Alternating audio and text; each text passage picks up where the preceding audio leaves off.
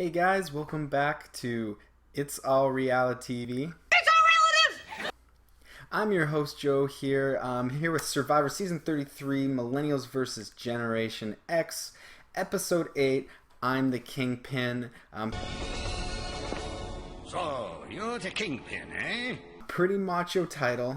So we're going to start off a little differently. We're going to start it off with who got eliminated first and work our way down.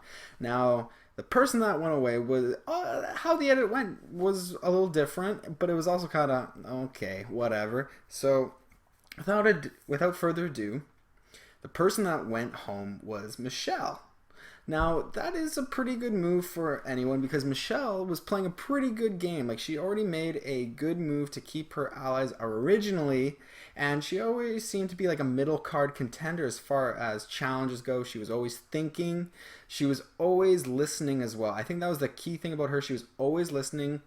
And was keeping her mouth shut. Like, especially when that instance last episode where she was dealing with all of the farts, belches, and all that gross shit, and she just took it on the chin because she knew that, like, you know, you don't want to stir the pot. So good for her for what she did this season, but it wasn't enough, and unfortunately, because you're a little too quiet in some cases, people thought that no one would expect you to be having a vote casted just in case there was an idol.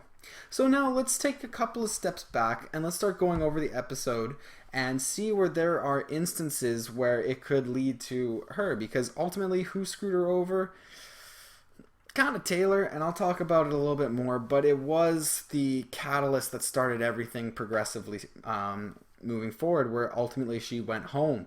So we're going to start it off with the very beginning where, you know, pretty standard Ikabula tribe.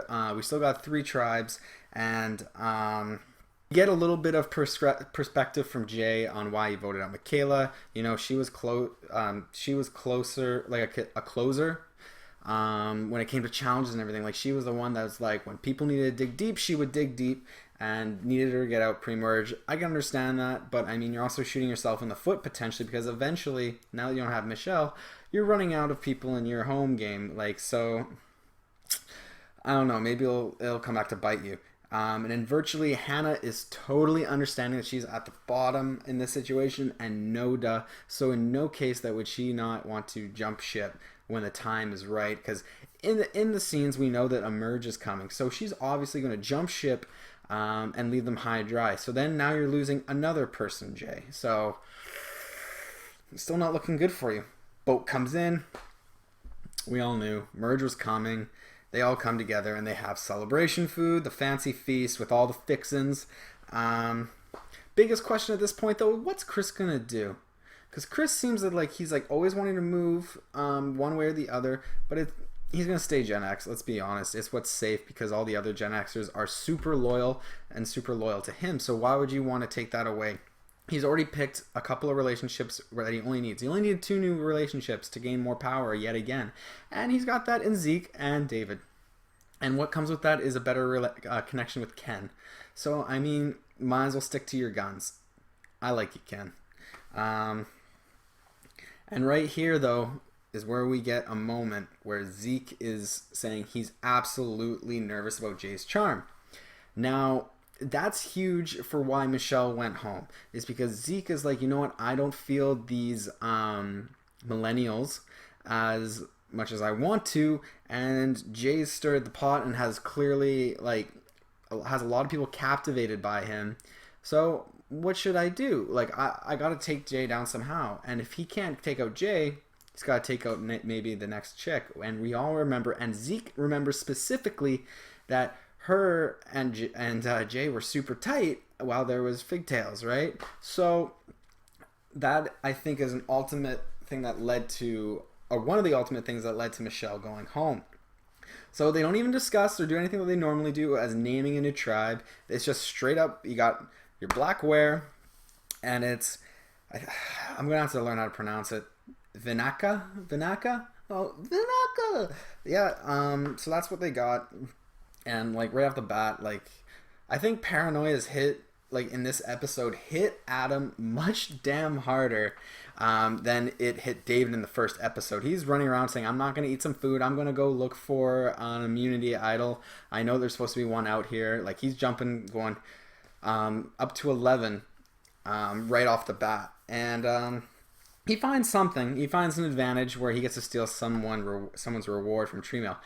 I think that's a ticking time bomb. I don't think I would want anything to do with that one. Just because, one, it's new. You don't want to be part of something necessarily new the first time, because it usually doesn't work out the best. But also, rewards to people are a bit more personal. Like, it's more of a feel-good win, right? When you get something that's like that. And what are you going to do? Like, hold on to it I would hold on to it for, like, if it was an older season, I would wait on until the very last one where you could win a truck or a car and just, fuck you, it's mine. Like, that would be insane. But you're gonna get someone's gonna be socially or emotionally attached to, like, say, like a yacht trip or food or something like that, and you're gonna take that away from them. Holy, you're gonna be dealing with the Dawn at camp is what you're gonna be doing. The only instance that I could see that being really good is holding on to it for an auction, if that is going to happen this season, because they always have another advantage. So then trade that up for another one off someone, because that's probably the safest bet where you're not going to get too much blood on your hands. So that's an interesting move by the production there. So Brett immediately sees, though, at nighttime, that old dumbass Taylor. Little Tails, oh my gosh, and not the good cartoon Tails. Don't you dare drag your name through that mud. Steals food overnight. You piece of shit. Like, you don't steal food from your own tribe, especially one that's supposed to be one that you all take in together. Like, especially now that you're, like, moving around mason jars, things that clitter and clatter, that someone's gonna wake up because you, as far as I hear in Survivor, you don't sleep that very well. Or half the times you just don't sleep. So it's just like, what are you doing? And of course he got caught. And you know what? I'm surprised you didn't get as much, like get cussed out or anything like that. So that was weird, because a tribal, he was just being disrespectful all about it. Was just, like, laughing about it. It's like, yeah, like, I ate it. It was almost like the banana etiquette stuff. Y'all like banana? Whoa, I thought you learned banana etiquette. But you know what? This is a little bit more cold-hearted and selfish, I would say. Like, you're not 300-pound muscle man James where I'd be afraid to poke the Hulk and say, why are you eating my food? Get this freaking kid out of here. Alright, but now, interesting enough, this is where more of the paranoia is setting in for Adam. He sees Taylor take this stuff. Well, I don't think actually he sees him taking stuff immediately, but he sees Taylor walking up and going for a walk and wants to join him because he wants to now create, like, an unexpected alliance. He's just so naive in this case. Like, because, I mean, you just took out someone that he gave up playing the game for, basically. Well, he wasn't really even playing the game. He was just here almost on, like, Bachelor in Paradise and just, like, was like, you took that away from him. Do you really think he wants to play a game with you when you took the only thing that he wants? Well, now he doesn't want her because he's got clearly a baby coming, but that's besides the point, Taylor. But anyways, it's a super mess. Adam made a complete naive move, and he should have just gone with his gut last episode. I took out Taylor's... I took Figgy out. I screwed you over. Not coming back. Don't try and... You already burned that bridge. Don't you dare try and, like, walk on a really unsupported bridge. It's going to collapse on you now. So that's a terrible move by Adam. And Taylor straight up says in his confessional, like, I want no part of him. So he plays it up a little bit. But now we got to see, because Brett starts talking the next day after they start noticing that food is gone, that you got Brett, Chris, Sunday, Ken, and David are all super tight, and Zeke is reeled in as well. They're talking about it, and they're getting something going that's really strong. Like, this is a very good case. And, you know, I'm all for it because I'm wanting Zeke and David to go all the way. One of those two are my picks. So, I mean, this is all positive. They are walk-talking and applesaucing on that. That's for sure. And Jay and Taylor, you know, they get time to they start talking, and they are saying, we're gonna get Adam out, we're gonna get Adam out. He told me this, and like he was gunning for Will. Yeah, Will, the kid that doesn't do anything. And sure, maybe it's just because you're trying to, I think why he brought Will up to Taylor to try and get Will out is that I think that he would have put in jealousy in Taylor's mind that he is not Jay's number two, like Will's become this person. So I get what you're trying to do, but you're stirring the pot where it's going to come back and haunt you. But my man Zeke listens in. He's got the big old ears. Is listening just like Sandra, getting the dirt in and not really blowing it up. But in this case, they all tell Will that he's being gunned for. So now Will has to actually do something in this game. He actually has to have a voice. He actually has to defend himself, because now we're in individual games. Like, even if you have a voting block, when it comes down to challenges, it's every man for themselves. Yeah. So comes an immunity challenge, and it's the super classic one, and they've changed it a little bit, and it looks like it's a bit tougher because people like Poverty and everything was going for like 6 to 8 hours. Even Rupert was able to go for like 6 hours, which was very impressive. I think that was All Stars. Yeah, it was All Stars. That was the only time he actually cared about the game. But so they changed it where now you have 2 hands up, and then there's like a bar, and it's a bit more sensitive. Okay, that makes sense, because we don't want it to draw out for like 6 to 8 hours in the hot scalding sun, so you have a medical evacuation. I get it.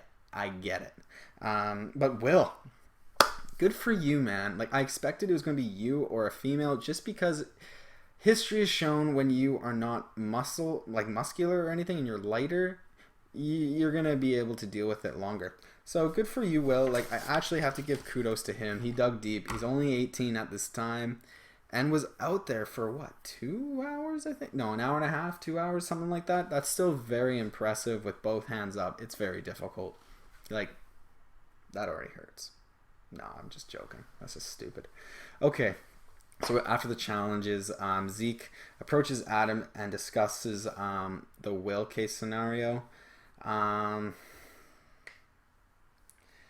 Sure, like, they're trying to get Will, like, basically Zeke discusses with Adam that they want to vote him out, and they start bringing up the Will case and everything.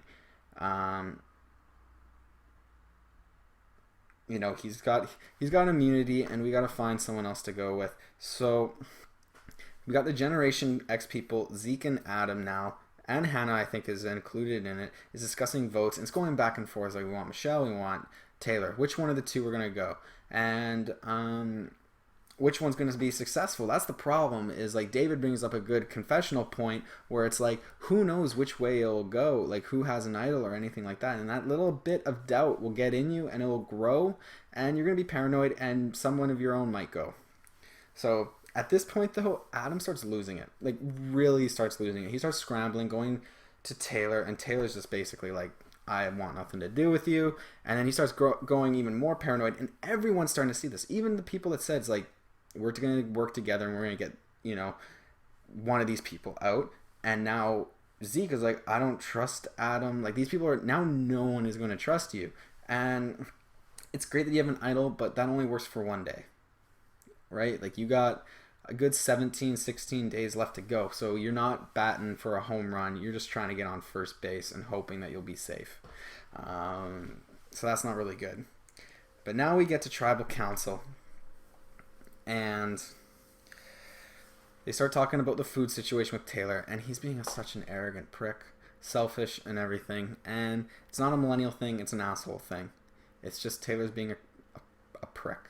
And then everyone's asking about, like, oh, are you hungry? Are you hungry? And then Hannah was like, I would eat you. But yeah, then they start talking about loyalties and trust and like generations and millennials. And it doesn't, like, it's true. It doesn't really come down, like the Generation X and millennial thing is just like when a merge happens. That name is tossed out. It's secondary. Everything now is just like based on those 18 to 21 days, depending on when the merge happens. Who can you just say as a person you trust, not without a label? So we're at that point now. And now, though, Taylor just pulled a Keith nail of the frickin' season where he just started like giving off way too many tales to Adam that we're gunning for you. Like he was looking straight at him and everything, saying like this is all set in stone, blah blah blah. See, if I was Adam, I would play the idol right then and there. Now this is based on the edit. This is based on, we didn't see if Adam actually came to terms with the Generation X people, Zeke and Adam, to vote someone out. We never got that, so we're just assuming that like they're kind of up in the air about him right now too. So if I was in that situation with that just information, I would have played that damn idol. But he doesn't play the freaking idol. Like, that's ridiculous. So he doesn't play the idol. Votes come in. Adam gets 4. Michelle gets 6. Michelle goes home. And Michelle went home because of that whole stem with Taylor stealing the food. It all comes down to that. Taylor steals the food. Walks away to go hide it and eat it by himself. Adam wakes up, sees him, is a naive little prick, and thinks that Taylor would want to work with him now because, Taylor has some progressive strategy to have a secret alliance with you, and he couldn't handle it with having a secret thing with Figgy. Okay. So then Adam throws out Will. We gotta get Will out. And then Taylor, having zero alliance or allegiance to Adam and wants him to burn, goes and tells Jay about Will. Then they tell Will about Will. And then Will nuts down when he needs to and wins immunity. Like, kudos to you, man. And then it's like, okay, Will's off the plate. Who are we going to vote out now? Michelle isn't suspecting enough to have an idol or anyone would play one for her. That's how it happened. That is the path. That is the Joey Tribbiani path. So that's it for this episode on that sense. Now we get some scenes for next episode, and all you see is Adam just digging a hole.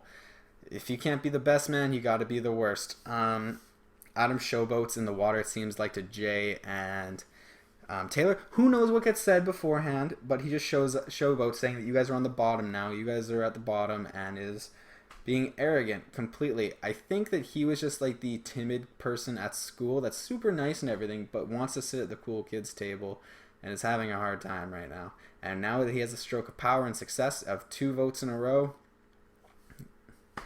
he's having trouble with dealing with it. And Taylor at this point is going to blow up his game. Yeah.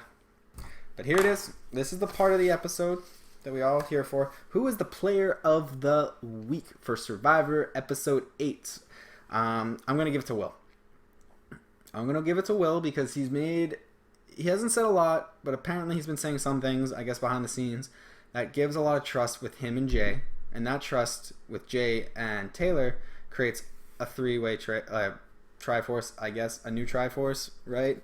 That they're going to relay on that Adam was gunning for you, and now he digs deep when he needs to and stands up there with his 2 arms up and wins a competition and keeps himself safe.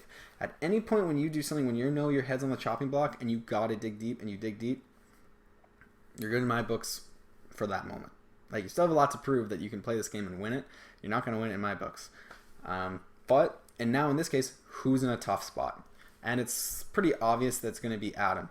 Adam's in the toughest spot right now just because he's flip-flopping so much, and he's not doing it in a very sly way. Like, he's not pulling people to the side or anything. He is running around like a chicken with his head cut off and doesn't really know which way's up. But like, it seemed like the people on the Gen X people think that Adam is temporary. He's on the bottom. Let's just use him right now to be a shield and keep him that way because he's being frantic on it, and he's public enemy number 1 there. Let's just keep him there and be a meat shield.